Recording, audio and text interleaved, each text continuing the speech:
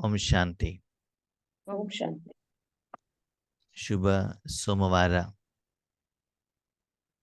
ಈಶ್ವರನ ವಾರ, ಶಿವನ ವಾರ. ಇವತ್ತಿನ ದಿನ ಶಿವನ ಬಗ್ಗೆ ನಾವು ತಿಳ್ಕೊಳ್ಳುವಂತ ಪ್ರಯತ್ನವನ್ನ ಮಾಡ್ತಾ ಇದ್ದೀವಿ. ಭಗವಂತನ ಹೆಸರೇನು, ಅವನ ಮನೆಯಲ್ಲಿದೆ, ಅಡ್ರೆಸ್ ಎಲ್ಲಿದೆ, ಹೋಗೋದು ಹೇಗೆ, ಅವನೇನು ಕೆಲಸ ಮಾಡ್ತಾನೆ, ಅದರಿಂದ ನಮಗೆ ಲಾಭ ಏನು, ಪ್ರಯೋಜನ ಏನು, ಯಾಕೆ ಅವನ ಹತ್ರ ನಾನು ಹೋಗಬೇಕು, ನನಗೆ ಅವನ ಅವಶ್ಯಕತೆ ಏನಿದೆ. ಹೀಗೆ ಆ ತಂದೆಯ ಪ್ರತಿ, ಪರಮಾತ್ಮನ ಪ್ರತಿ ಸಂಪೂರ್ಣವಾದಂತಹ ಯಥಾರ್ಥ ಜ್ಞಾನವನ್ನ ತಿಳಿದುಕೊಳ್ಳೋಣ. ಇವತ್ತಿನ ಈ ವಿಶೇಷವಾದಂತಹ ಕಾರ್ಯಕ್ರಮಕ್ಕೆ, ಭಗವಂತ ಆಯೋಜನೆ ಮಾಡಿರೋ ಕಾರ್ಯಕ್ರಮಕ್ಕೆ, ಸ್ವತಃ ಭಗವಂತನೇ ಬಂದು ಈಶ್ವರೀಯ ಜ್ಞಾನವನ್ನ ತಿಳಿಸ್ತಾ ಇರುವಂತಹ ಕಾರ್ಯಕ್ರಮಕ್ಕೆ ತಮಗೆಲ್ಲರಿಗೂ ಕೂಡ ಆದರದ ಸ್ವಾಗತ, ಸುಸ್ವಾಗತ. ಏನು ಆತ್ಮ ಮತ್ತು ಪರಮಾತ್ಮನ ಜ್ಞಾನವನ್ನ ನಿಮಗೆ ಭಗವಂತ ತಿಳಿಸಿದ್ದಾರೆ. ಇಲ್ಲಿವರೆಗೆ ಮಾಡಿರುವಂತ ಪಾಠದಲ್ಲಿ ಏನಾದ್ರು ಪ್ರಶ್ನೆಗಳಿದಾವ? ಅಣ್ಣವ್ರೆ, ನಿನ್ನೆ ಅಸತೋಮ ಸದ್ಗಮಯ ಅದ್ರ ಬಗ್ಗೆ ತಿಳ್ಕೊಂಬನ್ನಿ ಅಂತ ಹೇಳಿದ್ರಿ. ಸರಿ, ಅದ್ರಲ್ಲಿ ಯಾರ್ಯಾರು ಹೋಮ್ವರ್ಕ್ ಮಾಡಿದ್ದೀರಿ, ಅದರ ಉತ್ತರ ಹೇಳಿ. ಅಸತೋಮ ಸದ್ಗಮಯ ಅಂದ್ರೆ ಅಸತ್ಯದಿಂದ ಸತ್ಯದ ಕಡೆಗೆ ಕರೆದುಕೊಂಡು ಹೋಗುವಂತ, ಅಜ್ಞಾನ ಕತ್ತಲೆಯಿಂದ ಸುಜ್ಞಾನ ಎಂಬ ಜ್ಞಾನದ ಕಡೆಗೆ ಕರೆದುಕೊಂಡು ಹೋಗುವಂತ ಪರಮಾತ್ಮನ್ ಕೇಳೋದು. ಮತ್ತೆ ಸಾವಿನಿಂದ ಅಮೃತತ್ವದ ಕಡೆಗೆ ಕರೆದುಕೊಂಡು ಹೋಗುವಂತ ಹೇಳೋದು. 3 ಲೈನ್ ಅರ್ಥ. ಆಮೇಲೆ ಓಂ ಶಾಂತಿ. ಶಾಂತಿ ಅಂದ್ರೆ ಓಂ ಶಾಂತಿ ಅಂದ್ರೆ ನಾನು ಆತ್ಮ ಶಾಂತಿ ಸ್ವರೂಪ, ಇನ್ನು ಆತ್ಮ ಶಾಂತಿ ಸಾಗರ ಪರಮಾತ್ಮ, ನಮ್ಮ ಮನೆ ಶಾಂತಿಧಾಮ. ಇದು 3 ಕಡೆ ನಮ್ಗೆ ಶಾಂತಿ ಸಿಗುವಂತ ಸ್ಥಳ. ಹಾಗಾಗಿ ಅದನ್ನ 3 ಸರಿ ಶಾಂತಿ ಶಾಂತಿ ಶಾಂತಿ ಅಂತ ಹೇಳಿದ್ದಾರೆ. ಸರಿ, ಓಕೆ. ಮತ್ ಬೇರೆ ಯಾರಾದ್ರು ಹೋಮ್ವರ್ಕ್ ಮಾಡಿದ್ದೀರಾ? ಬೇರೆ ಯಾರಾದ್ರೂ ಹೊಸಬರು ಹೋಮ್ವರ್ಕ್ ಮಾಡಿದ್ದಿದ್ರೆ ಹೇಳ್ಬಹುದು. ಅದ್ರ ಬಗ್ಗೆ ಮನನ ಚಿಂತನೆ ಮಾಡಿದಿದ್ರೆ ತಿಳಿಸಬಹುದು. ಮಾಡಿದ್ದೀರಾ ಯಾರಾದ್ರೂ? ಇಲ್ಲ ಮಾಡಿದ್ವಿ ಅಣ್ಣ. ಅದೇ ಅಕ್ಕ ಅವ್ರು ಹೇಳಿದ್ರಲ್ಲ, ಅದೇ ಅದು ನೋಡಿ ಏನು ಹೇಳಿದ್ದಾರೆ, ಸಂಸ್ಕೃತದಲ್ಲಿರೋದನ್ನು ಕನ್ನಡದಲ್ಲಿ ಟ್ರಾನ್ಸ್ಲೇಷನ್ ಮಾಡಿದ್ದಾರೆ. ಅಸತೋಮ ಸದ್ಗಮಯ, ಅಸತ್ಯದಿಂದ ಸತ್ಯದ ಕಡೆಗೆ ಹೋಗು. ತಮಸೋಮ ಜ್ಯೋತಿರ್ಗಮಯ, ಕತ್ತಲೆಯಿಂದ ಬೆಳಕಿನ ಕಡೆಗೆ. ಮೃತ್ಯುಮ ಅಮೃತಂ ಗಮಯ, ಮೃತ್ಯುವಿಂದ ಅಮೃತದ ಕಡೆಗೆ ಹೋಗು. ನಾನು ಟ್ರಾನ್ಸ್ಲೇಷನ್ ಕೇಳಿಲ್ಲ ನಿಮಗೆ, ನಾನು ಕೇಳಿದ್ದೇನು ಮೀನಿಂಗ್ ಕೇಳಿರೋ, ಡೆಫಿನೇಷನ್ ಕೇಳಿದ. ಅಸತ್ಯ ಅಂತಂದ್ರೆ ದೇಹವೆಂಬ ಅಸತ್ಯದಿಂದ ಸತ್ಯದ ಕಡೆಗೆ, ಅಂದ್ರೆ ಆತ್ಮ ಎಂಬ ಒಂದು ಸತ್ಯದ ವಸ್ತುವಿನ ಕಡೆಗೆ ಹೋಗೋದು ಅಂತ. ಯಾರು ಹೋಗ್ಬೇಕು? ನಾನು ಆತ್ಮ. ಯಾಕೆ ಹೋಗ್ಬೇಕು? ಅಸತ್ಯದಿಂದ ಸತ್ಯದ ಕಡೆಗೆ ಹೋಗೋದೇ ನಿಜವಾದ ಒಂದು ಸತ್ಯ, ಅದಕ್ಕೋಸ್ಕರ. ಸರಿ, ಓಕೆ. ಕೇಳಿ, ವಿಷಯ ಏನು ಅಂತಂದ್ರೆ, ಈ ಶ್ಲೋಕವನ್ನು ನಾವ್ ಎಲ್ಲಿ ಹಾಡ್ತಾ ಇದ್ವಿ, ಎಲ್ಲಿ ಕಲ್ಸ್ಕೊಟ್ಟಿದ್ದಾರೆ ನಮ್ಗೆ? ಕ್ಲಾಸಲ್ಲಿ. ಸ್ಕೂಲಲ್ಲಿ. ಸ್ಕೂಲ್ ಅಂತಂದ್ರೇನು?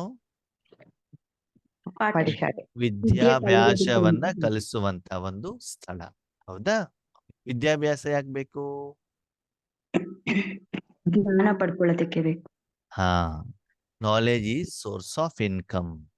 ಜ್ಞಾನದಿಂದ ನಾವು ಏನ್ ಮಾಡಬಹುದು, ಸಂಪಾದನೆ ಮಾಡಬೇಕು ಅಂತಂದ್ರೆ ಜ್ಞಾನದ ತೀರಾ ಅವಶ್ಯಕತೆ ಇದೆ.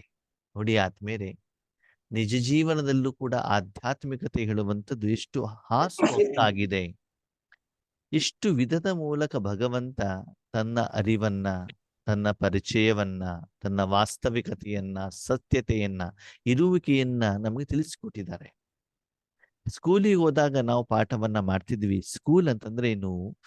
ಜೀವನ ನಡೆಸುವ ಕಲೆಯನ್ನ ತಿಳಿಸಿಕೊಡುವಂತ ಒಂದು ಸ್ಥಳ. ಹೇಗಿರ್ಬೇಕು, ಯಾವುದು ಸರಿ, ಯಾವುದು ತಪ್ಪು, ಇವತ್ತು ನಾವು ಸ್ಕೂಲ್ ಅಂತ ತಕ್ಷಣ ಏನ್ ಮಾಡ್ತೀವಿ ಅಂತಂದ್ರೆ ಹಣ ಸಂಪಾದನೆ ಮಾಡ್ಲಿಕ್ಕೆ ಏನ್ ಬೇಕು ಅದ್ರ ಬಗ್ಗೆ ಮಾತ್ರ ಗಮನವನ್ನು ಕೊಡ್ತಿದ್ದೀವಿ. ನಾವೆಲ್ಲ ಚಿಕ್ಕವರು ಇದ್ದಾಗ ಅಟ್ಲೀಸ್ಟ್ ರಾಮಾಯಣ ಮಹಾಭಾರತದ ಕಥೆನಾದ್ರೂ ಹೇಳ್ತಾ ಇದ್ವಿ. ಇವತ್ತು ಅದೂ ಇಲ್ಲ. 99 ಮಾರ್ಕ್ಸ್, 98 ಮಾರ್ಕ್ಸ್. ಬರೀ ಪುಸ್ತಕಕ್ಕೆ ಏನ್ ಬೇಕು ಅಷ್ಟಕ್ಕೆ ಮಾತ್ರ ವಿಷಯವನ್ನು ತಿಳಿಸಲಾಗತ್ತೆ ಹೊರತು ಮೌಲ್ಯಗಳು, ಮಾನವೀಯತೆ, ಸತ್ಯತೆ ಇದರ ಬಗ್ಗೆ ಯಾರ್ದು ಗಮನ ಇಲ್ಲ. ಯಾಕಂದ್ರೆ ಕಲಿಯುಗ ಏನು ಮಾಡ್ಲಿಕ್ಕೆ ಆಗಲ್ಲ. ಅಂದ್ರೆ ಆ ಸ್ಕೂಲಲ್ಲೂ ಹೋಗ್ಬಿಟ್ಟು ನಾವೇನ್ ಕೇಳ್ತಾ ಇದ್ವಿ ದೇವ್ರ ಹತ್ರ, ದೇವ್ರೇ ನಾನು ಅಹಂ ಓಂ ಅಹಂ ಆತ್ಮ ಈ ಪ್ರಪಂಚಕ್ಕೆ ಬಂದಿರುವುದು ಶಾಂತಿಯನ್ನ ಅನುಭವ ಮಾಡ್ಲಿಕ್ಕೆ. ಅದಕ್ಕಾಗಿ ಆ ಶಾಂತಿಯ ಅನುಭವ ಮಾಡಬೇಕು, ಶಾಂತಿಯ ಜೊತೆಯಲ್ಲಿ ನಾನಿರಬೇಕು, ಶಾಂತಿಯನ್ನು ಹೇಗೆ ಪಡ್ಕೊಳ್ಬೇಕು, ಶಾಂತಿಯನ್ನು ಬೇರೆಯವರಿಗೆ ಕೊಡಬೇಕು. ಇದರ ಬಗ್ಗೆ ನಮಗೆ ಜ್ಞಾನವನ್ನ ಕೊಡು ಅಂತ ನಾವೇನ್ ಮಾಡ್ತಿದೀವಿ, ದೇವರ ಹತ್ರ ಕೇಳ್ತಾ ಇದ್ದೀವಿ ಅಲ್ವಾ. ಯಾರತ್ತಾದ್ರೂ ಹೋದಾಗ ನಮ್ಗೆ ಏನ್ ಬೇಕು ಅಂತ ನಾವು ಕೇಳ್ತೀವಲ್ವಾ. ಹಾಗೆ ಇದಕ್ಕೆ ಸಂಬಂಧಪಟ್ಟಂತ ಜ್ಞಾನ, ಇದಕ್ಕೆ ಸಂಬಂಧಪಟ್ಟಂತ ವಿದ್ಯೆ, ವಿಧಿವಿಧಾನವನ್ನ ನನಗೆ ತಿಳಿಸಿಕೊಡು ಅಂತ ನಾವು ಆ ಶ್ಲೋಕದ ಮೂಲಕ ಭಗವಂತನ ಹತ್ರ ಒಂದು ಅಪ್ಲಿಕೇಶನ್, ಅರ್ಜಿ, ಭಿನ್ನಹ, ರಿಕ್ವೆಸ್ಟ್, ಕೂಗು, ಅಳು ಏನಂತಾದರೂ ಹೇಳಿ ಅದನ್ನ ನಾವು ಹಾಕಿದ್ವಿ. ಏನಂತ, ನನಗೆ ಶಾಂತಿ ಬೇಕು, ಅದಕ್ಕಾಗಿ ನನಗೆ ಶಿಕ್ಷಣವನ್ನ ಕೊಡು ಅಂತ. ಅದಕ್ಕೆ ಪರಮಾತ್ಮನ ಉತ್ತರ ಏನು? ಮಗು, ಆ ಶಾಂತಿ ಬೇಕು ಅಂತ ನೀನು ಈ ಸ್ಕೂಲಲ್ಲಿ ಅಡ್ಮಿಷನ್ ಮಾಡಿದೀಯಲ್ಲ, ಅದಕ್ಕೆ ಕಂಡೀಷನ್ಸ್ 3. ಏನು? ನಿನಗೆ ಇವತ್ತು ಶಾಂತಿ ಯಾಕಿಲ್ಲ? ಅಸತೋಮ ಸದ್ಗಮಯ. ನೀನು ಇವತ್ತೇನು ಅಸತ್ಯದ ಕಡೆಗಿದೀಯಾ, ಸತ್ಯದ ಕಡೆಗೆ ಹೋಗು, ಅವಾಗ ನಿನಗೆ ಶಾಂತಿ ಸಿಗಲಿಕ್ಕೆ ಆರಂಭ ಆಗ್ತದೆ, ಶಾಂತಿ ಸಿಗ್ತದೆ. ಹಾಗಿದ್ರೆ ಅಸತ್ಯ ಯಾವುದು? ನಾನು ಶರೀರ ಅಂತ ನಾವು ತಿಳ್ಕೊಂಡಿರೋದು ಅಸತ್ಯ. ರೈಟ್. ನಾನು ಶರೀರ ಅಂತ ತಿಳ್ಕೊಳ್ಳೋದು ಅಸತ್ಯ, ನಾನು ಆತ್ಮ ಅಂತ ತಿಳ್ಕೊಳ್ಳೋದು ಸತ್ಯ ಅಲ್ವಾ. ಇದರ ಬಗ್ಗೆ ನಾವು ಚರ್ಚೆ ಮಾಡಿದೀವಲ್ಲ. ನಾನು ಶರೀರ ಅಂತ ಏನ್ ತಿಳ್ಕೊಂಡ್ಬಿಟ್ಟು ಶರೀರ, ಶರೀರದ ಬಣ್ಣ, ಶರೀರಕ್ಕೆ ಆಹಾರ, ಊಟ, ತಿಂಡಿ, ಬಟ್ಟೆ, ಶರೀರಧಾರಿಗಳು, ಇದರ ಕಡೆ ನೀನು ಗಮನ ಕೊಟ್ಟಿರುವಂತ ಕಾರಣದಿಂದ ನಿನಗೇನು ಶಾಂತಿ ಬೇಕು ಅದು ಸಿಗ್ತಾ ಇಲ್ಲ. ನೀನು ಯಾವ್ದು ಕಡೆ ಗಮನ ಕೊಡು? ಆತ್ಮ. ಆತ್ಮ ಯಾರು, ಎಲ್ಲಿಂದ ಬಂತು, ಯಾಕೆ ಬಂತು, ಅದು ಹೇಗಿದೆ, ಅದೇನು ಕರ್ಮ ಮಾಡತ್ತೆ, ಅದಕ್ಕೇನು ಊಟ ಕೊಡಬೇಕು, ಪ್ರತಿದಿನ ಹೇಗೆ ಸ್ವಚ್ಛ ಮಾಡಬೇಕು, ಅದಕ್ಕೆ ಆರೋಗ್ಯ ಸರಿ ಇಲ್ಲ ಅಂದ್ರೆ ಏನು ಮಾಡ್ಬೇಕು. ಹೀಗೆ ಆಧ್ಯಾತ್ಮ ಅಂದ್ರೆ ಏನ್ ಹೇಳಿ? ಅಧ್ಯಾತ್ಮ ಅಂದ್ರೇನು? ಆತ್ಮದ ಪ್ರತಿ ಅಧ್ಯಯನ. ಆತ್ಮದ ಪ್ರತಿ ಅಧ್ಯಯನ, ಆತ್ಮದ ಬಗ್ಗೆ ಚಿಂತನೆ ಮಾಡೋದು. ಶರೀರ ಅಂತಂದಾಗ ಶರೀರದ ಅಪ್ಪ ಯಾರು, ಅಮ್ಮ ಯಾರು, ಊಟ ಏನ್ ಬೇಕು, ತಿಂಡಿ ಏನ್ ಬೇಕು, ಬಟ್ಟೆ ಏನ್ ಬೇಕು, ಶರೀರದ ಬಗ್ಗೆ ನಾವು ಅಧ್ಯಯನ ಮಾಡ್ತೀವಲ್ವಾ. ಹಾಗೆ ಆತ್ಮದ ಪ್ರತಿ ಅಧ್ಯಯನ ಆಧ್ಯಾತ್ಮ. ಅದಕ್ಕೆ ಪರಮಾತ್ಮ ಏನ್ ಹೇಳ್ತಾನೆ, ನೀನು ಹೆಚ್ಚಿನ ಸಮಯವನ್ನ ಅಸತೋಮ ಸದ್ಗಮಯ, ಅಸತ್ಯದಿಂದ ಸತ್ಯದ ಕಡೆ ಕೊಡು. ಇವಾಗ ನಿಮ್ಗೆಲ್ಲ ಪ್ರಶ್ನೆ ಆದ್ಮೇಲೆ, ಕಳೆದ 1 ವಾರದಿಂದ ಅರ್ಧ ಗಂಟೆ ಏನ್ ಜ್ಞಾನ ತೆಗೆದುಕೊಳ್ತಾ ಇದ್ದೀರಿ, ಅದು ಶರೀರಕ್ಕೆ ಸಂಬಂಧಪಟ್ಟಿದ್ದು, ಆತ್ಮಕ್ಕೆ ಸಂಬಂಧಪಟ್ಟಿದ್ದು? ಸಂಬಂಧಪಟ್ಟಿದ್ದು. ಇದು ಪಡ್ಕೊಳ್ತಾ ಇರೋದು ಸತ್ಯನೋ, ಇಷ್ಟು ದಿನ ಶರೀರದವರೆಗೆ ಪಡ್ಕೊಂಡಿದ್ದು ಸತ್ಯನೋ? ಇದುವರೆಗೆ ಪಡ್ಕೊಂಡಿದ್ದು ಸತ್ಯ. ಈಗ 7 ದಿನ ಪಡ್ಕೊಂಡಿದ್ದು ಸತ್ಯನೋ, ಶರೀರದ ಬಗ್ಗೆ ಪಡ್ಕೊಂಡಿದ್ದು ಸತ್ಯನೋ? 7 ದಿನ ಪಡ್ಕೊಂಡಿರೋ ಸತ್ಯ. ನಿಮ್ಗೆ ಖುಷಿ ಯಾವ್ದ್ರಲ್ಲಿ ಸಿಗ್ತಾ ಇದೆ, ಆನಂದ ಯಾವ್ದ್ರಲ್ಲಿ ಸಿಗ್ತಾ ಇದೆ, ಶಾಂತಿ ಯಾವ್ದ್ರಲ್ಲಿ ಸಿಗ್ತಾ ಇದೆ? ಈ 7 ದಿನದ ಸರಿ. ಹೊಟ್ಟೆಗೆ ಇಷ್ಟ ಆಗ್ತದೆ ಅಂತ 25 ಜಿಲೇಬಿ ತಿಂದ್ರೆ ಶಾಂತಿ ಸಿಗ್ತದೋ ಸಿಗಲ್ವೋ? ಸಿಗಲ್ಲ. ಸರಿ. ಮಣ್ಣಿನ ನೆಲ, ಸೆಗಣಿ ಹಾಕಿರುವಂತ ನೆಲ ಎಲ್ಲ ಕಪ್ಪಾಗ್ತದೆ ಕಾಲು ಅಂತ ಬಿಟ್ಟು ಟೈಲ್ಸ್, ಮಾರ್ಬಲ್ಸ್ ತಂದ್ರಿ, ಖುಷಿ ಸಿಕ್ತೋ ಸಿಕ್ಕಿಲ್ವೋ? ಸಿಗ್ಲಿಲ್ಲ. ಏನಾಯ್ತು? ಹಿಮಡಿನೋ ಮಣ್ಣಿನೋ ಬಂತು. ಹೌದಾ? ಸರಿ. ಶೆಕೆ ಆಗ್ತದಂತ AC ಹಾಕೊಂಡ್ರೆ ಏನಾಯ್ತು? ಆರೋಗ್ಯಕ್ಕೆ ಹಾಳಾಯ್ತು. ಸರಿ. ನೆಕ್ಸ್ಟ್ ಪ್ರಶ್ನೆ. ನೀವು ಮದ್ವೆ ಆಗೋ ಮೊದ್ಲು ಚೆನ್ನಾಗಿದ್ರು, ಮದ್ವೆ ಆದ್ಮೇಲೆ ಚೆನ್ನಾಗಿದ್ದೀರು? ಮದ್ವೆ ಮುಂಚೆನೆ ಚೆನ್ನಾಗಿದ್ವಿ. ಅದೆಲ್ಲ ಮನೆಯವ್ರು ಇದ್ರೆ ನೆನ್ಪಿಟ್ಕೊಳ್ಳಿ. ಅದಲ್ಲಿ ಮನೆಯವ್ರದ್ದು ಗಲಾಟೆ ಆಗ್ಬೋದು. ಮನೇಲಿ ಮಲಗಿದ್ದಾರೆ. ಅಲ್ಲ, ಇಬ್ರು ಹೇಳ್ತಾರೆ, ಗಂಡನು ಹೇಳ್ತಾರೆ ಮದ್ವೆ ಆಗೋ ಮೊದ್ಲು ಚೆನ್ನಾಗಿತ್ತು, ಪತ್ನಿನೂ ಹೇಳ್ತಾರೆ, ಗಂಡರು ಯಾರು ಇಬ್ರು ಪಾರ್ಟ್ನರ್ ಹೇಳ್ತಾರೆ ಏನು ಅಂತ, ಇಬ್ರು ಜೊತೆಗೆ ಖುಷಿನೇ ಇಲ್ಲ ಅಲ್ವಾ? ಅದೇನರ್ಥ? ಸರಿ. ಮಕ್ಕಳು ಹುಟ್ಟೋ ಮೊದಲು ಚೆನ್ನಾಗಿದ್ರು, ಮಕ್ಕಳು ಹುಟ್ಟಾದ್ಮೇಲೆ ಚೆನ್ನಾಗಿದ್ದೀರೋ?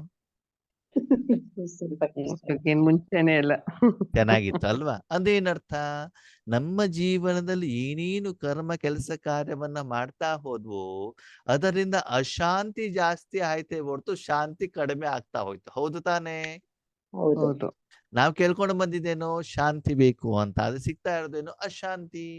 ಯಾಕಂದ್ರೆ ಆತ್ಮನೆಲ್ಲ ಕಡೆಗೂ ಅಶಾಂತಿನೇ ಇದೆ. ಓಕೆ, ಅದಕ್ಕಾಗಿ ಭಗವಂತ ಹೇಳ್ತಾರೆ ಅಸತೋಮ ಸದ್ಗಮಯ. ನಿನಗೆ ಶಾಂತಿ ಬೇಕು ಅಂದ್ರೆ ಸತ್ಯದ ಕಡೆಗೆ ಹೋಗು. ನೀನು ಅಸತ್ಯವನ್ನು ಬಿಟ್ಬಿಡು ಅಂತ ಭಗವಂತ ಹೇಳಲಿಲ್ಲ. ಅಂದ್ರೆ ಶರೀರವನ್ನ ಬಿಟ್ಬಿಡು, ಸುಸೈಡ್ ಮಾಡ್ಕೊಡೋ ಅಂತ ಬಿಟ್ಟು ಹೇಳಿಲ್ಲ. ಅದ ಕಡೆ ಗಮನದ ಜೊತೆಗೆ ನಿನಗೆ ಶಾಂತಿ ಬೇಕು ಅಂತ ನೀನು ಹೇಳ್ತಾ ಇದೆಯಲ್ಲ, ಅದಕ್ಕಾಗಿ ಆ ಆತ್ಮದ ಅರಿವು, ಆತ್ಮನ ಜ್ಞಾನ, ಆತ್ಮದ ತಿಳುವಳಿಕೆ, ಆತ್ಮದ ಅನುಭವ, ಶಿಕ್ಷಣ, ವಿಧಿವಿಧಾನ, ಆತ್ಮದ ಗುಣಲಕ್ಷಣಗಳ ಅನುಭವ, ಇದನ್ನೇ ನೀನು ಮಾಡ್ತಾ ಹೋದಾಗ ನಿನಗೆ ಬೇಕಾಗಿರುವಂತದ್ದು ಜ್ಞಾನ ಏನಾಗ್ತದೆ? ಶಾಂತಿ. ನೀನೇನು ಕೇಳ್ತಾ ಇದೆಯೋ ಅದು ನಿಮ್ಗೆ ಸಿಗ್ತಾ ಇದೆ. ರತ್ನಮ್ಮ ಅನ್ಮ್ಯೂಟ್ ಮಾಡ್ಕೊಳಕ್ಕೆ ನೀವು ಮಾತಾಡಿದ್ ಕೇಳ್ತಾ ಇಲ್ಲ. ಸರಿ, ಓಕೆ. ಅಸತೋಮ ಸದ್ಗಮಯ ನಂಬರ್ 1. ನಂಬರ್ 2 ಕಂಡೀಷನ್ ಅಂದ್ರೆ ಇದು ಶರೀರದಿಂದ ಆತ್ಮನ ಕಡೆಗೆ ಹೋಗು. ನೆಕ್ಸ್ಟ್ ತಮಸೋಮ ಜ್ಯೋತಿರ್ಗಮಯ. ಬರೀ ಆತ್ಮನ ಜ್ಞಾನ ಇದ್ರೆ ಆಗೋದಿಲ್ಲ ನಿನಗೆ. ಆದ್ರೆ ಆತ್ಮಕ್ಕೆ ಶಾಂತಿ ಕೊಡುವಂತಹ ಸೂರ್ಯ, ಪ್ರಕಾಶ, ಜ್ಞಾನ ಸೂರ್ಯ, ಶಕ್ತಿ, ಚೈತನ್ಯ ಶಕ್ತಿ, ಪರಮಾತ್ಮ ತಂದೆ ಅವನು ಬೇಕು. ಆದ್ಮೇಲೆ ಈ ಪ್ರಪಂಚದಲ್ಲಿ ಕತ್ಲೆ ಬರತ್ತೋ ಬರಲ್ವೋ? ಬರುತ್ತೆ. ಎಷ್ಟು ಗಂಟೆ ನಂತರ ಬರುತ್ತೆ? 6 ಗಂಟೆ ನಂತರ. 6 ಗಂಟೆ. ಬೆಳಿಗ್ಗೆನೋ ಸಾಯಂಕಾಲನೋ? ಸಾಯಂಕಾಲ. ಆ ಕತ್ಲೆ ಯಾರು ಕೊಡ್ತಾರೆ? ಚಂದ್ರ. ಕತ್ತಲೆಯಲ್ಲಿ ಚಂದ್ರ ಬೆಳಕನ್ನ ಕೊಡ್ತಾನೆ, ಕತ್ಲೆ ಚಂದ್ರ ಕೊಡೋದಿಲ್ಲ. ಕತ್ತಲೆಯಲ್ಲಿ ಚಂದ್ರ ಮತ್ತು ನಕ್ಷತ್ರಗಳು ಬೆಳಕನ್ನು ಕೊಡುವಂತ ಪ್ರಯತ್ನವನ್ನ ಮಾಡ್ತಾವೆ ಹೊರತು ಚಂದ್ರ ಮತ್ತು ನಕ್ಷತ್ರದಿಂದ ಕತ್ಲೆ ಬರೋದಿಲ್ಲ. ಕತ್ಲೆ ಯಾಕೆ ಬಂತು? ಕತ್ಲೆ ಯಾರು ಕೊಟ್ಟಿದ್ದಾರೆ? ಭಗವಂತ. ಭಗವಂತ ಕತ್ಲೆ ಕೊಡ್ತಾರ? ಪ್ರಕೃತಿಯ ನಿಯಮ ಅದು.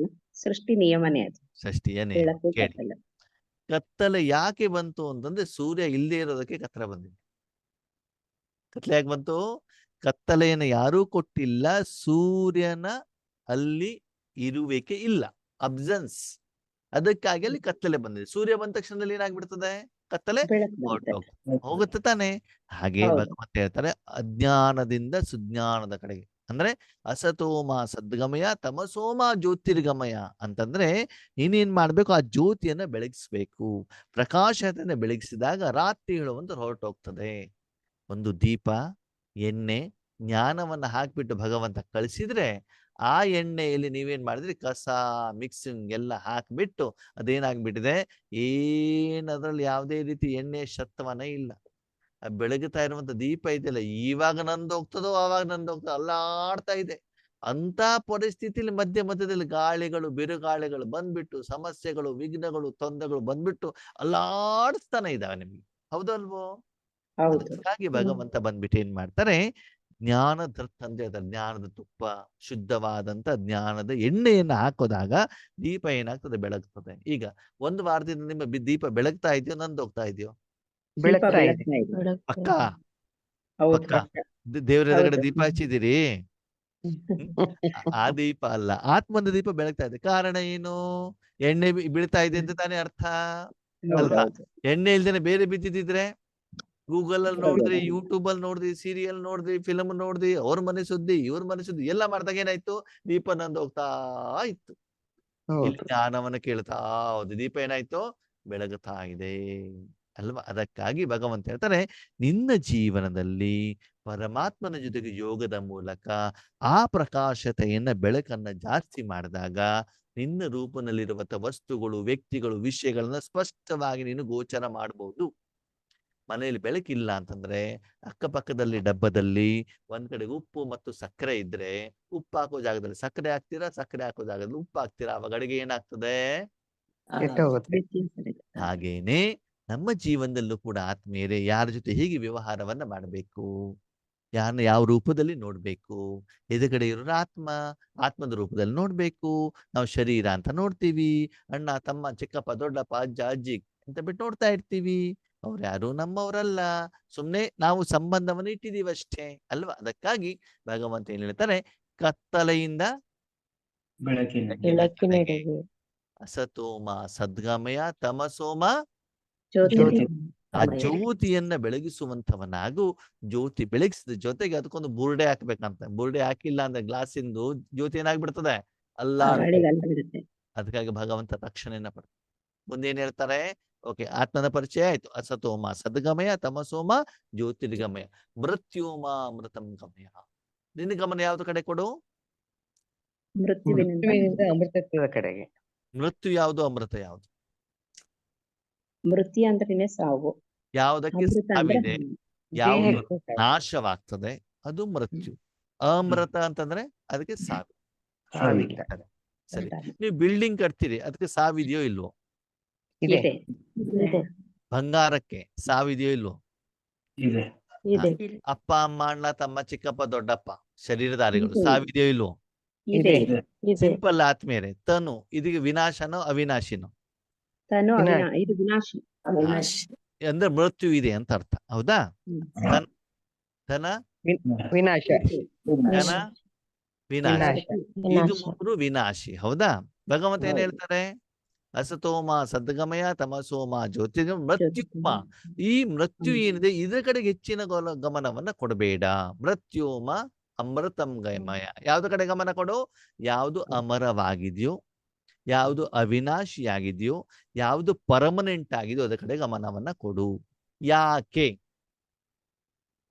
ಅಂತಂದ್ರೆ ಭಗವಂತ ಹೇಳ್ತಾರೆ, ಕಿರಣಣ್ಣವ್ರೆ, ನೀವು ಸಂಪಾದನೆ ಮಾಡಿರೋ 10 ಕೋಟಿ ಹಣವನ್ನ, ಹೆಂಡತಿ ಮಕ್ಕಳನ್ನ, ಬಿಲ್ಡಿಂಗ್ ಅನ್ನ ಮುಂದಿನ ಜನ್ಮಕ್ಕೆ ತೆಗೆದುಕೊಂಡು ಹೋಗ್ತೀರಾ? ಇಲ್ಲ. ಈ ಜನ್ಮದಲ್ಲಿ ಆತ್ಮ ಮಾಡಿರುವಂತ ಒಳ್ಳೇದು ಕೆಟ್ಟದ್ದು ಮುಂದಿನ ಜನ್ಮಕ್ಕೆ ತೆಗೆದುಕೊಂಡು ಹೋಗ್ಲಿಕ್ಕೆ ಆಗತ್ತಾ? ಆಗತ್ತೆ. ಅಲ್ವಾ? ಯಾವ್ದೊಂದು ಊರಿನಲ್ಲಿ ಇದ್ದೀರಿ, ಕೆಲಸ ಮಾಡ್ತಾ ಇದ್ದೀರಿ, ಸ್ಟೇಟ್ ಬ್ಯಾಂಕ್ ಆಫ್ ಇಂಡಿಯಾದಲ್ಲಿ ಬ್ಯಾಂಕಲ್ಲಿ ಹಣ ಇಟ್ಟಿದ್ದೀರಾ, ಇನ್ನೊಂದು ಊರಿಗೆ ಹೋಗ್ತೀರಾ, ಅಲ್ಲಿ ನಿಮ್ಗೆ ಆ ಹಣ ಸಿಗತ್ತೋ ಸಿಗಲ್ವೋ? ಸಿಗುತ್ತೆ. ಸಿಗ್ತದೆ ತಾನೆ? ದೇಶದ ಯಾವುದೇ ಜಾಗದಲ್ಲಿ ಹೋದ್ರು ಕೂಡ ATM ಅಲ್ಲಿ ದುಡ್ಡನ್ನ ನೀವೇನ್ ಮಾಡ್ಬೋದು, ಡ್ರಾ ಮಾಡ್ಬೋದು, ಹೌದು ತಾನೆ? ಈಗ ನಾವೇನ್ ಮಾಡ್ಬೇಕು, ಪರ್ಮನೆಂಟ್ ಆಗಿರೋದನ್ನ ಇಟ್ಕೊಳ್ಬೇಕು, ಟೆಂಪ್ರರಿ ಆಗಿರೋದನ್ನ ಇಟ್ಕೊಳ್ಬೇಕು? ಪರ್ಮನೆಂಟ್. ಸಮಯವನ್ನ, ಸಂಕಲ್ಪವನ್ನ, ಶಕ್ತಿಯನ್ನೆಲ್ಲ ಬಿಲ್ಡಿಂಗ್ ಕಟ್ಟೋದಲ್ಲ ಇದೆಲ್ಲ ಮಾಡ್ಬಿಟ್ಟು ವಯಸ್ಸಾದ್ಮೇಲೆ ಅಯ್ಯೋ ನಾನು ಎಷ್ಟು ಕಷ್ಟಪಟ್ಬಿಟ್ಟು ಬಿಲ್ಡಿಂಗ್ ಕಟ್ಟಿದ್ನಲ್ಲ, ನನ್ನ ಮಕ್ಕಳೆಲ್ಲ ವೇಸ್ಟ್ ಮಾಡ್ತಾ ಇದಾರಲ್ಲ ಅಂತ ಕೊರಗಬೇಕು, ಅಳಬೇಕು, ಬೇಜಾರ್ ಮಾಡಬೇಕು. ಅದರ ಬದಲಿಗೆ ಭಗವಂತನಲ್ಲಿ ಮನಸ್ಸನ್ನು ಇಟ್ಬಿಟ್ಟು ಶಾಂತಿ, ಸುಖ, ಸಂತೋಷ, ಆನಂದ, ನೆಮ್ಮದಿ, ಆಸ್ತಿಯನ್ನು ಪಡ್ಕೊಂಡು ನೀವು ತಿಂದು ತೇಗಿ ಹೊಟ್ಟೆ ತುಂಬಿಸ್ಕೊಂಡು ಬೇರೆಯವ್ರಿಗೂ ತಿನ್ನಿಸಿ ಅವರಿಗೆ ಕೊಟ್ಟು ಮುಂದಿನ ಜನ್ಮಕ್ಕೆ ತೆಗೆದುಕೊಂಡು ಹೋಗ್ಬೇಕು. ಯಾವ್ದು ಮಾಡ್ಬೇಕು? ಸಮಯ ಯಾವ್ದು ಕೊಡ್ಬೇಕು? ಆತ್ಮದ ಕೊಡಬೇಕು, ಆತ್ಮದ ಸಂಪಾದನೆಗಳಿಗೋಸ್ಕರ. ಅದಕ್ಕಾಗಿ ಹೇಳ್ತಾರೆ, ಮೃತ್ಯುಮ ಅಮೃತಂ ಗಮಯ. ನಿನ್ನ ಹೆಚ್ಚಿನ ಸಮಯವನ್ನ ಅಮೃತ, ಯಾವ್ದಿಂದ ಸುಖ ಸಿಗತ್ತೆ, ಆನಂದ ಸಿಗತ್ತೆ, ಜೀವನ ಮಾಡ್ಬೇಕು ಹೇಳುವಂತ ಪ್ರೇರಣೆ ಸಿಗತ್ತೆ, ಈ ಬೇರೆಯವ್ರಿಗೂ ಕೂಡ ದಾನ ಮಾಡ್ಬೇಕು ಹೇಳುವಂತ ಇಚ್ಛೆ ಮನಸ್ಸಿನಲ್ಲಿ ಉತ್ಪನ್ನವಾಗ್ತದೆ. ಅದರ ಕಡೆ ಗಮನವನ್ನ ಕೊಡು. ಇಷ್ಟನ್ನ ನೀನು ದಿನದಲ್ಲಿ ಎಷ್ಟು ಸಮಯ ಮಾಡ್ತೀಯೋ ಆವಾಗ ಆ ಎಲ್ಲ ಕರ್ಮದಲ್ಲಿ ನಿನಗೇನ್ ಸಿಗ್ತದೆ? ಶಾಂತಿ ಶಾಂತಿ. ಬೇರೆ ನಾವು ಚಿಕ್ಕವರಿದ್ದಾಗ ಈ ಶ್ಲೋಕವನ್ನ ಹೇಳಿದ್ವಿ, ಆದ್ರೆ ಇವತ್ತು ಆ ಒಂದು ಶ್ಲೋಕದ ಅರ್ಥ ಮತ್ತು ವಿವರಣೆ, ಶಿಕ್ಷಣ, ವಿದ್ಯೆಯನ್ನ ಇವತ್ತು ಕಲ್ಸ್ಕೊಡ್ತಾ ಇದ್ದಾರೆ. ಇವತ್ತು ನಿಜವಾದ ಸ್ಕೂಲಲ್ಲಿ ನೀವು ಇದ್ದೀರಿ. ಖಂಡಿತ. ಅಲ್ಲಿ ಕಲ್ಸ್ಕೊಟ್ಟಿದ್ದು ಶಾರೀರಿಕವಾದಂತ ಶಿಕ್ಷಣ, ಇಲ್ಲಿ ಕಲ್ಸ್ಕೊಟ್ಟಿರೋದು ಆತ್ಮದ ಶಿಕ್ಷಣ. ನಾವು ದೇವರ ಹತ್ರ ಕೇಳಿದ್ದೇನೋ, ನಾವಲ್ಲಿ ಪಡ್ಕೊಂಡಿದ್ದೇನೋ. ಫಸ್ಟ್ ಆಫ್ ಆಲ್ ಅಂತಂದ್ರೆ ನಾವೇನು ಕೇಳ್ತಾ ಇದ್ದೀವಿ ಅಂತ ನಮ್ಗೆ ಗೊತ್ತಿಲ್ಲ. ನಮ್ಗೇನು ಗೊತ್ತು ಅಣ್ಣವ್ರೆ, ಟೀಚರ್ ಶ್ಲೋಕ ಹೇಳಿದ್ರು ನಾವ್ ಹೇಳಿದ್ವಿ, ಅದ್ರ ಅರ್ಥ ತಗೊಂಡು ನಾವೇನ್ ಮಾಡೋಣ ಅಲ್ವಾ? ಹಾಗೆ ಬಾಯ್ಪಾಠ ಮಾಡೋದಲ್ಲಿ, ಹೇಳೋದಲ್ಲಿ ಬ್ಯೂಸಿ ಆಗಿದ್ದೇವೆ ಬಿಟ್ರೆ ಅದ್ರಲ್ಲಿ ಏನು ಅರ್ಥ ಇದೆ ಹೇಳುವಂತ ತಿಳ್ಕೊಳ್ಳುವಂತ ಪ್ರಯತ್ನವನ್ನು ನಾವು ಮಾಡಿಲ್ಲ. ಯಾವಾಗ ಜೀವನದ, ಶಿಕ್ಷಣದ, ಜ್ಞಾನದ ಅರ್ಥವನ್ನ ತಿಳಿದುಕೊಂಡು ನಾವು ಕರ್ಮವನ್ನ ಮಾಡ್ತೀವೋ ಅವರಿಗೆ ಜ್ಞಾನಿ ಅಂತ ಹೇಳಲಾಗ್ತದೆ. ಜ್ಞಾನಿ ಅಂತಂದ್ರೆ ಯಾರು? ಏನು ಕರ್ಮವನ್ನ ಮಾಡ್ತಾರೋ ಅದೇನದು, ಯಾಕದು, ಹೇಗದು, ಯಾಕೆ ಮಾಡ್ಬೇಕು, ಮಾಡ್ದೆ ಏನಾಗತ್ತೆ, ಮಾಡ್ದಿದ್ ಏನಾಗತ್ತೆ, ಈ ಎಲ್ಲ ವಿಷಯಗಳನ್ನ ತಿಳಿದುಕೊಂಡು ಕರ್ಮವನ್ನು ಮಾಡ್ತಾನೋ ಅವನೇನಾಗ್ತಾನೆ? ಜ್ಞಾನಿ. ಬೇರೆಯವ್ರನ್ನ ನೋಡೋದು, ಪಕ್ಕದ ಮನೆ ಜಗಳ ಮಾಡ್ತಾರ, ಸೊಸೆ ಹತ್ರ ನಾನು ಜಗಳ ಮಾಡ್ಬೇಕು, ಅಲ್ವಾ? ಬೇರೆ ಜನ ಏನ್ ಮಾಡ್ತಾರೆ ಅದನ್ನ ಮಾತ್ರ ನಾವು ಮಾಡ್ಕೊಂಡು ಹೋಗ್ತಿದೀವಿ ಹೊರತು ಸರಿ ತಪ್ಪಿನ ಅರಿವೆ ಚಿಂತನೆಯನ್ನ ನಾವು ಮಾಡ್ತಾ ಇಲ್ಲ. ಆದ್ಮೇಲೆ ನೀವು ಯಾರು ಚಿಕ್ಕವರಲ್ಲ, ಸ್ವಲ್ಪ ದೊಡ್ಡವರಾಗಿದ್ದೀರಿ. ನಿಮ್ಗೆಲ್ಲರಿಗೂ ಸ್ವಲ್ಪ ಬುದ್ಧಿ ಇದೆ. ಆ ಬುದ್ಧಿಯನ್ನ ಸ್ವಲ್ಪ ಅಳವಡಿಕೆ ಮಾಡಿ ಇನ್ನೊಂದು ಆದ್ಮೇಲೆ ಒಂದು ವಿಷಯ ಗೊತ್ತಿರ್ಲಿ, ನಿಮ್ಮ ಜೀವನ ಭಗವಂತನ ರಕ್ಷಣೆ ಹೇಳುವಂಥದ್ದು ಬರೀ 7 ದಿನದ ಕೋರ್ಸಲ್ಲೇ ಆಗೋದಿಲ್ಲ. ಅಣ್ಣವ್ರು ಯಾವಾಗ 7 ದಿನ ಕೋರ್ಸ್ ಮುಗಿಸ್ತೀರಿ, ಯಾವಾಗ ಡಿಸ್ಕನೆಕ್ಟ್ ಆಗ್ತೀವಿ ಅಂತ ಯೋಚನೆ ಮಾಡಬೇಡಿ. ಡಿಸ್ಕನೆಕ್ಟ್ ಆದಷ್ಟು ಇನ್ನು ನೀವು ನಷ್ಟ ಅನುಭವಿಸ್ತೀರಾ. ನಿರಂತರವಾಗಿ ಎಷ್ಟು ಭಗವಂತನ ಜೊತೆಲಿ ಇಟ್ಕೊಂಡು ಹೋಗ್ತಾ ಇರ್ತೀರೋ ಅಷ್ಟು ನಿಮ್ಮ ಜೀವನದಲ್ಲಿ ಬದಲಾವಣೆ ಹೇಳುವಂಥದ್ದು ಆಗ್ತಾ ಇರ್ತದೆ. ನಿಜವಾಗ್ಲೂ ನೀವು ಭಾಗ್ಯವಂತರು. ಓಕೆ, ನಮ್ಗೆಲ್ಲ ಇಷ್ಟು ಡೀಟೇಲ್ ಆಗಿ ಯಾರು ಕೋರ್ಸ್ ಹೇಳಲೇ ಇಲ್ಲ. ಓಕೆನಾ? ನಿಮ್ಗೆ ಎಷ್ಟು ಸಹಜವಾಗಿ ಸರಳವಾಗಿ ಚಿಕ್ಕ ಚಿಕ್ಕ ಮಕ್ಕಳಿಗೆ ಹೇಳ್ದಂಗೆ ಈ ಬಾಳೆಹಣ್ಣಿನ ಸಿಪ್ಪೆ ತೆಗೆದುಬಿಟ್ಟು ತಿನ್ನಿಸ್ತಾರಲ್ಲ ಬಾಳೆಹಣ್ಣನ್ನ, ಹಾಗೆ ಚೆನ್ನಾಗಿ ಭಗವಂತ ತಿಳಿಸ್ತಾ ಇದ್ದಾರೆ. ಆರಾಮಾಗಿ ಅರ್ಥ ಆಗ್ತಾ ಇದೆ. ಓಕೆನಾ? ಅದಕ್ಕಾಗಿ ಅದರ ಲಾಭವನ್ನ ಸಂಪೂರ್ಣವಾಗಿ ಪಡ್ಕೊಂಡು. ಓಕೆ, ಈ ಶ್ಲೋಕದ ಅರ್ಥ ಗೊತ್ತಾಯ್ತಾ ಇವಾಗ? ಇದೆಲ್ಲ ಡೌಟ್ಸ್ ಇದೆಯಾ? ಕ್ಲಿಯರ್ ಆಗಿದ್ಯಾ? ಕ್ಲಿಯರ್ ಆಗಿದೆ. ಬರೀ ಅರ್ಥ ಮಾತ್ರ ತಿಳ್ಕೊಳ್ಬೇಕು, ಹೋದರಂತೆ ನಡಿಬೇಕು. ನಡೀತಿರ್ತಾನೆ? ಗ್ಯಾರಂಟಿ? ಹೌದು. ಭಗವಂತ ನೀವು ಸೋಮವಾರ ದಿನ ನೀವೇನ್ ಮಾಡ್ಬೇಕು? ಇಲ್ಲ ಭಗವಂತ ಇವತ್ತು ನೀವು ಅರ್ಥ ಹೇಳಿದ್ಯಾ ಅಂದ್ರೆ ಇನ್ನು ಮೇಲೆ ಈ ಸ್ಕೂಲಿಗೆ ನಾನು ಪ್ರತಿದಿನ ಬಂದೇ ಬರ್ತೇನೆ, ಜೀವನ ನಡೆಸುವಂತ ಕಲೆಯನ್ನು ತಿಳ್ಕೊಳ್ತೇನೆ, ನನ್ನ ಜೀವನವನ್ನ ಬದಲಾವಣೆ ಮಾಡ್ತೇನೆ, ಮತ್ತೆ ಬೇರೆಯವರ ಜೀವನವನ್ನ ಬದಲಾವಣೆ ಮಾಡ್ಲಿಕ್ಕೂ ಕೂಡ ನಾನೇನ್ ಮಾಡ್ತೇನೆ? ಪ್ರಯತ್ನ ಮಾಡಿ. ಸಹಯೋಗವನ್ನ ನಾನು ಕೊಡ್ತೇನೆ ಹೇಳುವಂತ ದೃಢ ಪ್ರತಿಜ್ಞೆಯನ್ನು ಇವತ್ತು ನೀವು ಮಾಡ್ಬೇಕು. ಸರಿ, ಓಕೆ. ಈಗ ನಮ್ಮಪ್ಪನ ಪರಿಚಯದ ಬಗ್ಗೆ ಬರೋಣ. ನಿಮ್ಮಪ್ಪನ ಹೆಸರೇನು? ಶಿವ. ಮನೆ ಯಾವುದು? ಪರಧಾಮ. ಅಡ್ರೆಸ್ಸು? ಪರಮಧಾಮ. ಅಡ್ರೆಸ್ ಅವನ ಪರಮಧಾಮ. ಶಾಂತಿ, ಶಾಂತಿ. ಸುಖ, ಸಂತೋಷ, ಆನಂದ, ನೆಮ್ಮದಿ ಇದೆ. ಅವನ ಕರ್ತವ್ಯ ಏನು? ಏನ್ ಮಾಡ್ತಾರ ಅವರು? ಓಕೆ, ಅದೆಲ್ಲವನ್ನು ತಿಳ್ಕೊಳ್ಳೋಣ. ಏನ್ ಮಾಡ್ತಾರೆ? ಮತ್ತು ವಿನಾಶ ಮಾಡೋದು. ನೋಡೋಣ ಎಷ್ಟು ಕರ್ತವ್ಯ ಇದೆ ಅಂತ ಬಿಟ್ಟು ನೋಡೋಣ ಏನೇನ್ ಮಾಡ್ತಾರೆ ಅಂತ. ಓಕೆ, ನಿನ್ನೆ ನಾವು ಆನಂದ ಸಾಗರದ ಬಗ್ಗೆ ಮಾತಾಡಿದ್ವಿ. ಸುಖ ದುಃಖದಿಂದ ಭಗವಂತ ದೂರ ಇದ್ದಾರೆ ಅಂತ ಚರ್ಚೆ ಮಾಡಿದ್ವಿ. ಅವರು ಶಾಂತಿಯ ದಾತ ಆಗಿದ್ದಾರೆ, ಶಾಂತಿ ಕೊಡುವಂತವರಾಗಿದ್ದಾರೆ. ಅವರಲ್ಲಿ ಮನಸ್ಸನ್ನಿಟ್ಟರೆ ನಮ್ಗೆ ಶಾಂತಿಯ ಅನುಭವ ಆಗ್ತದೆ. ಮುಂದೆ ಹೇಳ್ತಾರೆ ಭಗವಂತ ದಿವ್ಯ ಬುದ್ಧಿಯ ದಾತ ಅಂತ ಹೇಳ್ತಾರೆ. ಏನ್ ಹೇಳ್ತಾರೆ ಭಗವಂತ? ದಿವ್ಯ ಬುದ್ಧಿಯ ದಾತ. ದಿವ್ಯ ಬುದ್ಧಿ ಅಂತಂದ್ರೆ ಏನು? ಓಕೆ, ನಿಮ್ಮೆಲ್ಲರ ಹತ್ರ ಬುದ್ಧಿ ಇದೆಯಾ? ಇದೆ. ಯಾರ್ಯಾರಿಗೆ ಬುದ್ಧಿ ಇದೆ ಸ್ವಲ್ಪ ಕೈ ಎತ್ತಿ. ಸರಿ, ಆ ಬುದ್ಧಿ ಸಾಧಾರಣ ಬುದ್ಧಿನೋ ದಿವ್ಯ ಬುದ್ಧಿನೋ ಅಥವಾ ಮಂದ ಬುದ್ಧಿ? ಸಾಧಾರಣ ಬುದ್ಧಿ. 3 ಬುದ್ಧಿ ಇದೆ, ಒಂದು ಸಾಧಾರಣ, ಒಂದು ದಿವ್ಯ, ಮಂದ. ನಿಮ್ದು ಯಾವ ಬುದ್ಧಿ? ಸಾಧಾರಣ ಬುದ್ಧಿ. ಮತ್ತೆ ಹಾಗಿದ್ದ ಸಾಧಾರಣ ಬುದ್ಧಿಗೂ ದಿವ್ಯ ಬುದ್ಧಿಗೂ ಏನು ವ್ಯತ್ಯಾಸ? ನೀವು ಸಾಧಾರಣ ಅಂತ ಹೇಳಿದಿರಿ ಅಂತ ಮೇಲೆ ದಿವ್ಯತೆಗೂ ಸಾಧಾರಣ ವ್ಯತ್ಯಾಸ ಗೊತ್ತಿರ್ಬೇಕಲ್ಲ ನಿಮ್ಗೆ. ಸಾಧಾರಣ ಅಂದ್ರೆ ಸಾಮಾನ್ಯವಾಗಿ ತಿಳುವಳಿಕೆ ಇರುವಂತದ್ದು ಸಾಧಾರಣ. ಮತ್ತೆ ವಿಶೇಷವಾದ ತಿಳುವಳಿಕೆ ಇದ್ರೆ ದಿವ್ಯತೆ. ದಿವ್ಯ ಬುದ್ಧಿ. ಕೇಳಿ ಉದಾಹರಣೆ, ನನ್ನ ಎದುರುಗಡೆಗೆ ಹಳದಿ ಬಣ್ಣದ್ದು ಯಾವುದೇ ಲೋಹ ತಂದು ಕೊಟ್ಟರು ಕೂಡ ನಾನು ಕರೆಕ್ಟ್ ಆಗಿ ಹೇಳ್ತೇನೆ, ಕೇಳಿ ಸತ್ಯ ಹೇಳ್ತೇನೆ, ಅದ್ರಲ್ಲಿ ಯಾವ ಬಂಗಾರ ಇದೆಯೋ ಇಲ್ಲೋ ಒರಿಜಿನಲ್ ಡೂಪ್ಲಿಕೇಟ್ ನನಗಂತೂ ಗೊತ್ತಾಗಲ್ಲ. 100% ಗ್ಯಾರಂಟಿ. ಅದು ಒರಿಜಿನಲ್ ಇರ್ಲಿ ಡೂಪ್ಲಿಕೇಟ್ ಇರ್ಲಿ ನನಗಂತೂ ಗೊತ್ತಾಗೋದಿಲ್ಲ. ಅದು 22 ಕ್ಯಾರೆಟೋ 8 ಕ್ಯಾರೆಟೋ ನನಗಂತೂ ಗೊತ್ತಾಗಲ್ಲ. ಸರಿ, ನನ್ನ ಎದುರುಗಡೆ ಬಟ್ಟೆ ಇಟ್ರೆ ಅದು ಕಾಟನ್ನೋ ಟೆರಿಕೋಟೋ ಪಾಲಿಸ್ಟರೋ ನನಗೆ ಗೊತ್ತಾಗೋದಿಲ್ಲ, ನನಗೆ ಅದರಲ್ಲಿ ಅನುಭವ ಇಲ್ಲ. ಓಕೆ, ಅದೇ ಅಕ್ಕ ಸಾಲಿಗನ ಹತ್ರ ಬಂಗಾರ ವೈದು ಕೊಟ್ಟಾಗ ಅವನೇನ್ ಮಾಡ್ತಾನೆ? ಹೊರೆ ಹೆಚ್ಚುತ್ತೆ. ಒರಿಜಿನಲ್ ಡೂಪ್ಲಿಕೇಟ್ ಅಂತ ಹೇಳ್ತಾನೋ ಹೇಳಲ್ವೋ? ಹೇಳ್ತಾರೆ. ಅಂದ್ರೆ ಆ ಒಂದು ಬಂಗಾರವನ್ನ ಗುರುತಿಸುವಂತ ವಿಶೇಷ ಬುದ್ಧಿ ಯಾರಿಗಿದೆ? ಸಾಲಿಗೆ. ಅವನಿಗೆ ಅಲ್ವಾ? ಅಡಿಗೆ ಮಾಡೋರು ಕರೆಕ್ಟ್ ಆಗಿ ಹೇಳ್ತಾರೆ, ಇದ್ರಲ್ಲಿ ಉಪ್ಪು ಕಡಿಮೆ ಆಗಿದೆ, ಒಗ್ಗರಣೆ ಕಡಿಮೆ ಆಗಿದೆ, ಸಾಸಿವೆ ಕಡಿಮೆ ಆಗಿದೆ. ಯಾರು ಹೇಳ್ತಾರೆ? ಮಾಡಿ ಅನುಭವ ಹೇಳ್ತಾರೆ ಹೊರತು ತಿಂದ ಅನುಭವ ಇರೋರು ಹೇಳೋದಿಲ್ಲ. ತಿಂದ ಮಾತ್ರ ಗೊತ್ತೇ ಹೊರತು ಮಾಡಿ ಗೊತ್ತಿರೋದಿಲ್ಲ ಆತ್ಮೀಯರೇ. ಅಂದ್ರೆ ದಿವ್ಯತೆ ಅಂದ್ರೆ ನಿಮ್ಮಲ್ಲೊಂದು ಸ್ಪೆಷಲ್ ವಿಶೇಷತೆ ಇರ್ಬೇಕು, ಸ್ಪೆಷಲ್ ಇರ್ಬೇಕು, ನಿಮ್ಮ ಹತ್ರ ಗುರುತಿಸುವಂತದ್ದನ್ನು ಇರ್ಬೇಕಾಗ್ತದೆ. ಹಾಗೆ ದಿವ್ಯ ಬುದ್ಧಿ ಅಂತಂದ್ರೆ ಆತ್ಮೀಯರೇ, ನಾವು ಸಾಧಾರಣವಾಗಿ ನಮ್ಮ ಎದುರುಗಡೆ ಇರೋರನ್ನ ಶರೀರಧಾರಿ ಅಂತ ತಿಳ್ಕೊಳ್ತಿದ್ವಿ. ಇದು ಆರ್ಡಿನರಿ, ಯಾಕಂದ್ರೆ ನಮ್ಗೆ ಶರೀರ ಕಾಣುತ್ತೆ, ಶರೀರ ಅಂತ ತಿಳ್ಕೊಳ್ತೀವಿ. ಆದ್ರೆ ದಿವ್ಯತೆ ಏನು? ಇವರು ಶರೀರ ಅಲ್ಲ, ಇವರು ಆತ್ಮ. ಇದು ದಿವ್ಯತೆ. ಪರಮಾತ್ಮ ಶರೀರಧಾರಿಯಲ್ಲ, ಇವನು ನಿರಾಕಾರ. ಪರಮಾತ್ಮನಿಂದ ಶಾಂತಿಯನ್ನು ಗುರುತಿಸೋದು, ಅನುಭವ ಮಾಡೋದು, ಅದೇನಾಗಿದೆ? ದಿವ್ಯತೆ. ನೀವು ದಾರಿಲಿ ಹೋಗ್ತಾ ಇರ್ತೀರಾ, ನಿಮ್ಮ ಮನೆ ಎದುರುಗಡೆ ಒಂದು ಕಾರ್ ಇದೆ ಅಂತ ತಿಳ್ಕೊಳ್ಳಿ. 15 ದಿನದಿಂದ ಕಾರನ್ನ ನಿಲ್ಲಿಸಿದ್ರೆ ರೋಡ್ ಪಕ್ಕದಲ್ಲಿ, ಕಾರ್ ಹೇಗಿರುತ್ತದೆ? ಧೂಳಿರ್ತದೆ. ಆ ಕಾರನ್ನ ಡೋರ್ ಓಪನ್ ಮಾಡಿದ್ರೆ ಡ್ರೈವಿಂಗ್ ಮಾಡ್ಲಿಕ್ಕೆ ಸ್ಟಾರ್ಟ್ ಮಾಡಿದ್ರಿ, ರೋಡ್ ಸರಿ ಕಾಣತ್ತೋ ಕಾಣಲ್ವೋ? ಕಾರಣ ಏನು? ಧೂಳು ಯಾವ್ದ್ರ ಮೇಲಿದೆ? ಗ್ಲಾಸ್ ಮೇಲಿದೆ. ನಿಮ್ಗೇನ್ ತೊಂದ್ರೆ? ಡ್ರೈವಿಂಗ್ ಮಾಡೋರು, ನೀವು ಹೋಗ್ತಾ ಇರೋದು ಕಾರು, ಗ್ಲಾಸ್ ಮೇಲೆ ಧೂಳಿಲ್ಲ, ಇಟ್ಕೊಂಡು ಹೋಗ್ಲಲ್ಲ, ನಿಮ್ಗೇನ್ ತೊಂದ್ರೆ? ಗಾಜಿನ ಮುಖಾಂತರ ನೋಡೋದು ಆಗಿದ್ರಿಂದ ಕಾಣಿಸಲ್ಲ. ಅಂದ್ಮೇಲೆ ಆ ಸಾಧನಕ್ಕೆ ಏನಾದ್ರು ತೊಂದ್ರೆ ಆದ್ರೂ ಉಪಯೋಗ ಮಾಡೋ ವ್ಯಕ್ತಿಗತ ತೊಂದ್ರೆ ಬರ್ತದ ತಾನೆ? ಹಾಗೆ ಇಷ್ಟು ವರ್ಷ ಮನ ಬುದ್ಧಿ ಉಪಯೋಗ ಮಾಡಿದಿರೋ ಮಾಡಿಲ್ವೋ? ಮಾಡಿದೆ. ಅದಕ್ಕೆ ಧೂಳು ತಾಗಿದ್ಯೋ ತಾಗಿಲ್ವೋ? ಆಗಿದೆ. ಅಂತ ಮನ ಬುದ್ಧಿ ಉಪಯೋಗ ಮಾಡಿದ್ರೆ ಮಂದ ಬುದ್ಧಿ ಆಗ್ತದೋ ದಿವ್ಯ ಬುದ್ಧಿ ಆಗ್ತದೋ? ಕಾರು ಉಪಯೋಗ ಮಾಡ್ಬೇಕಂದ್ರೆ ಏನ್ ಮಾಡ್ಬೇಕು? ಒರೆಸ್ಬೇಕು, ಬಟ್ಟೆಲಿ ಧೂಳು ತೆಗಿಬೇಕು. ಅದನ್ನ ಮಾಡ್ತಾ ಇದ್ದೀರಾ? ಮಾಡ್ತಾ ಇಲ್ಲ ಇದುವರೆಗೂ. ಬೆಳಿಗ್ಗೆ ಎದ್ದ ತಕ್ಷಣ ಶರೀರ ಕ್ಲೀನ್ ಮಾಡೋದು, ಶರೀರ ಸ್ನಾನ ಮಾಡಿಸೋದು, fair and lovely, beauty parlour, ಬಟ್ಟೆ ಮ್ಯಾಚಿಂಗು, ಬಂಗಾರ, ಮಕ್ಕಳು ಮೊಮ್ಮಕ್ಕಳು, ಬರ್ತಡೇ, ಓಹೋ ಏನೇನೇನೇನೇನು ಶೃಂಗಾರ ವ್ಯವಹಾರ. ಒಳಗಡೆಯಿಂದ ದುಃಖನೋ ದುಃಖ, ಆತ್ಮಕ್ಕೇನು ಇಲ್ವೇ ಇಲ್ಲ. ಅದೇ ನಾವು ಭಗವಂತನ ಮಕ್ಕಳು, ಬ್ರಹ್ಮ ಕುಮಾರ ಕುಮಾರಿಯರು. ಬೆಳಿಗ್ಗೆ ಎದ್ದು ಏನ್ರಿ 4 ಗಂಟೆ ಹೋಗ್ಬಿಟ್ಟು ಕುತ್ಕೊಂಡ್ಬಿಡ್ತೀರಿ ಅಂತ ಕೇಳ್ತೀರಲ್ಲ ನೀವು.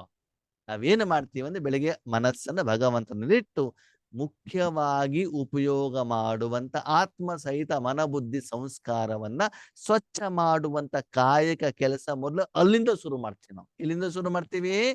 ಆತ್ಮ ಮತ್ತು ಮನಬುದ್ಧಿ ಸಂಸ್ಕಾರವನ್ನು ಸ್ವಚ್ಛ ಮಾಡುವಂತ ಕೆಲಸ ಅಮೃತ ವೇಳೆಯಿಂದ ಶುರು ಮಾಡ್ತೀವಿ. ಆಮೇಲೆ ಶರೀರ, ಆಮೇಲೆ ಧನ, ಆಮೇಲೆ ಜನ. ನೀವೆಲ್ಲಿಂದ ಶುರು ಮಾಡ್ತೀರಿ? ತನುವಿನಿಂದ ಶುರು ಮಾಡ್ತೀವಿ ಅಲ್ವಾ? ಇಲ್ಲಿಂದ ಸ್ಟಾರ್ಟ್ ಆಗ. ನಮ್ದು ಎಲ್ಲಿಂದ ಸ್ಟಾರ್ಟ್ ಆಗ್ತದೆ? ಆತ್ಮಶುದ್ಧಿ, ಮನಬುದ್ಧಿ ಸಂಸ್ಕಾರದ ಶುದ್ಧಿ, ತನುವಿನ ಶುದ್ಧಿ, ಆಮೇಲೆ ಧನದ ಶುದ್ಧಿ, ಆಮೇಲೆ ಮಕ್ಕಳಿಗೆ ಮೊಮ್ಮಕ್ಕಳಿಗೆ ನಾಯಿಗೆ ಕುರಿಗೆ ಕೋಳಿಗೆ ಆಮೇಲೆ ಕೊಡೋದು. ಇದೆಲ್ಲ ಮಾಡಿದಾಗ ಮಾತ್ರ ಆ ದಿನ ಏನಾಗಿರ್ತದೆ ಆತ್ಮೀಯರೇ? ಏನಿರ್ತದೆ? ಜೀವನ ಚೆನ್ನಾಗಿರ್ತಲ್ವ. ಹಾಗೇನೆ ಇಲ್ಲಿ ಭಗವಂತ ದಿವ್ಯ ಬುದ್ಧಿದಾತ ಅಂತಂದ್ರೆ ಮನಸ್ಸನ್ನ ಪರಮಾತ್ಮನಲ್ಲಿ ಇಟ್ಬಿಟ್ಟು ಸ್ವಚ್ಛ ಮಾಡಿದಾಗ ಏನು ದಿವ್ಯತೆ ಸಿಗ್ತದೆ, ಏನು ಶಾಂತಿ ಸಿಗತ್ತೆ ಅಂದ್ರೆ, ನಾವು ನಿಮ್ಗೆ ಹೇಳ್ತೀವಲ್ಲ ದೃಷ್ಟಿ ತಗೊಳ್ಳಿ ಅಂತ. ಆ ದೃಷ್ಟಿಯಿಂದ ಆ ಶಕ್ತಿಯನ್ನು ನೀವು ಪಡ್ಕೊಳ್ಬೇಕು ಅಂತಂದ್ರೆ ನಿಮ್ಮ ಮನಸ್ಸು ಬುದ್ಧಿಯನ್ನು ಪರಮಾತ್ಮನಲ್ಲಿ ಇಟ್ಟು ಅದು ದಿವ್ಯವಾದಾಗ, ಶುದ್ಧವಾದಾಗ ಮಾತ್ರ ನಿಮ್ಗೆ ಏನಾಗುತ್ತೆ, ಅದರ ಅನುಭವ ಆಗತ್ತೆ. ಬೆಳಿಗ್ಗೆ ಎದ್ದು ಬಾಯಿ ತೊಳೆದೇನೆ ಕಾಫಿ ಕುಡಿದ್ರೆ ಸಿಹಿ ಇರ್ತದ, ಕಹಿ ಇರ್ತದೋ? ಕಹಿ ಇರುತ್ತೆ. ಕಾರಣ ನಾಲಿಗೆ ಮೇಲೆ ಇದು ಲಾಲಾರಸ ಇರತ್ತೆ ಅಲ್ವಾ? ಹಾಗೇನೆ ಮನಬುದ್ಧಿಯನ್ನು ಕೂಡ ನೀವು ಸ್ವಚ್ಛ ಮಾಡಿ ಪ್ರತಿಯೊಂದು ವ್ಯಕ್ತಿಯನ್ನ, ವಿಷಯವನ್ನ ನೀವು ಗುರುತಿಸಿದಾಗ ಅದರಲ್ಲಿರುವಂತ ಮೂಲತನ, ದಿವ್ಯತೆ, ವಿಶೇಷತೆ ಗೊತ್ತಾಗತ್ತೆ. ಆ ದಿವ್ಯ ಬುದ್ಧಿಯ ಜ್ಞಾನವನ್ನ, ಶಿಕ್ಷಣವನ್ನ, ಬುದ್ಧಿಯನ್ನ ಸ್ವಚ್ಛ ಮಾಡುವಂತ ಯಾರು? ಪರಮಾತ್ಮ. ಈಗ ನಿಮ್ಮ ಬಂಗಾರ ಕ್ಲೀನ್ ಮಾಡಬೇಕು ಅಂತ ಧೋಬಿ ಕೈಯಲ್ಲಿ ಕೊಟ್ರೆ ಕ್ಲೀನ್ ಮಾಡ್ಕೊಡ್ತಾನೋ? ಕೊಡಲ್ವ? ಇಲ್ಲ. ಯಾಕೆ ಧೋಬಿ ಕ್ಲೀನ್ ಮಾಡಲ್ವಾ? ಇಲ್ಲ. ಅವಾಗ ಅವನ ಕೈಲಿ ಏನ್ ಕೊಡ್ಬೇಕು? ಬಟ್ಟೆ. ಸರಿ, 2 ವೀಲರ್ ಕ್ಲೀನ್ ಮಾಡಬೇಕು ಅಂತ ಬಿಟ್ಟು ಹಾಲಿನ ಡೈರಿಗೆ ಒಯ್ದು ಕೊಟ್ರೆ ಕ್ಲೀನ್ ಆಗ್ತದೋ ಆಗಲ್ವೋ? ಮೆಕ್ಯಾನಿಕಲ್ ಶಾಪ್ ಕರ್ಕೊಂಡು. ಹೌದಾ? ಅಂದ್ಮೇಲೆ ಆತ್ಮ ಮನ ಬುದ್ಧಿ ಸಂಸ್ಕಾರ ಕ್ಲೀನ್ ಮಾಡ್ಲಿಕ್ಕೆ ಯಾರ ಕೈಲಿ ಕೊಡ್ಬೇಕು? ಪರಮಾತ್ಮನ ಕೈಗೆ. ನೋಡಿ ಬಾಬಾ ಎಷ್ಟು ಸ್ಪಷ್ಟವಾಗಿ ಹೇಳಿದ್ದಾರೆ ಭಗವಂತ. ದಿವ್ಯ ಬುದ್ಧಿ ಅಂತ ಹೇಳಿದ್ರೆ ಹೊರತು ದಿವ್ಯ ಕಣ್ಣು ಅಂತ ಹೇಳಿಲ್ಲ, ದಿವ್ಯ ಕಿವಿ ಅಂತ ಹೇಳಿಲ್ಲ, ದಿವ್ಯ ನಾಲಿಗೆ ಅಂತ ಹೇಳಿಲ್ಲ. ಅಂತಂದ್ರೆ ನಿಮ್ಮ ಬುದ್ಧಿ ದಿವ್ಯವಾಗ್ಬೇಕು, ಸ್ವಚ್ಛವಾಗ್ಬೇಕು, ಶುದ್ಧವಾಗ್ಬೇಕು. ಆ ಬುದ್ಧಿಯಿಂದ ನೀವು ಪ್ರತಿದಿನ ಕರ್ಮವನ್ನ ಮಾಡಬೇಕು, ಪ್ರಪಂಚದ ಜನರ ಜೊತೆಗೆ ಇರಬೇಕು. ಅಂತಂದ್ರೆ ಆ ಬುದ್ಧಿಯನ್ನ ಪ್ರತಿದಿನ ಯಾರ ಕೈಲಿ ಕೊಡಬೇಕು? ಕೈಲಿ ಕೊಟ್ಟಾಗ ಆ ಪರಮಾತ್ಮ ಆ ಬುದ್ಧಿಯನ್ನ ದಿವ್ಯ ಮಾಡ್ತಾರೆ, ಸುಂದರ ಮಾಡ್ತಾರೆ, ಸ್ವಚ್ಛ ಮಾಡ್ತಾರೆ. ಅದಕ್ಕೆ ದಿವ್ಯ ಬುದ್ಧಿದಾತ. ಮುಂದೆ ಭಗವಂತನಿಗೆ ಹೇಳಲಾಗುತ್ತೆ ಪತಿತ ಪಾವನ. ಪತಿತ ಅಂತಂದ್ರೆ ಏನು? ಕೊಳಕು, ಹೆಸರು, ಧೂಳು, ಮಲೀನತೆ, ಕೊಚ್ಚೆ, ಬೇರೆ ಬೇರೆ ಹೆಸರನ್ನ ಹೇಳ್ತೀವಿ. ಓಕೆ, ಈಗ ನೀವು 5,000 ವರ್ಷದಿಂದ ಅಥವಾ ಇಷ್ಟು ವರ್ಷದಿಂದ ಆತ್ಮ ಏನು ಮಲಿನ ಆಗಿದೆ ಅದನ್ನು ಶುದ್ಧ ಮಾಡುವಂತ ಕಾಯಕವನ್ನು ಯಾರು ಮಾಡ್ತಾರೆ? ಆತ್ಮ ಶುದ್ಧಿ ಮಾಡ್ತಾರೋ ಶರೀರದ ಶುದ್ಧಿ ಮಾಡ್ತಾರೋ ಭಗವಂತ? ಆತ್ಮಶುದ್ಧಿ.